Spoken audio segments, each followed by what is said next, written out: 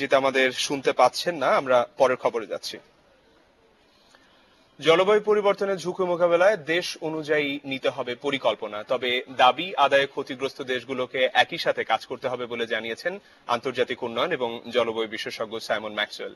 শনিবার রাজধানীর একটি হোটেলে বেসরকারি গবেষণা সংস্থা সিপিডির আয়োজনে এক বক্তৃতায় এসব কথা বলেন তিনি।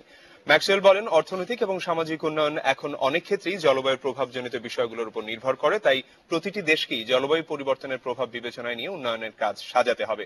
এবারের প্যারিস সম্মেলনে তাপমাত্রা 2 ডিগ্রি সেলসিয়াসের বেশি না বাড়াতে উন্নত দেশগুলো যে প্রতিশ্রুতি দিয়েছে তা পূরণে ক্ষতিগ্রস্ত দেশগুলোকে চাপ দিতে হবে। ক্ষতিপূরণ আদায়েও সোচ্চার হতে হবে বলে মনে করেন তিনি।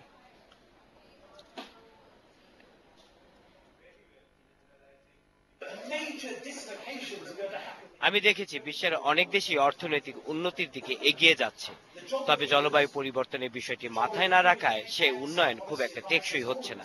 এ কারণে উন্নয়ন পরিকল্পনা করার আগে জলবায়ু পরিবর্তনের প্রভাব মোকাবেলার বিষয়গুলো মাথায় রাখতে হবে। অর্থনীতির আকারের তুলনায় ব্যাংকের অনুমোদন দেয়া হচ্ছে বেশি, এ কারণে সুদের হার কাঙ্ক্ষিত মাত্রায় কমছে না। শনিবার রাজধানীতে আয়োজিত এক গোলটেবিল বৈঠকে বিশেষজ্ঞরা এসব কথা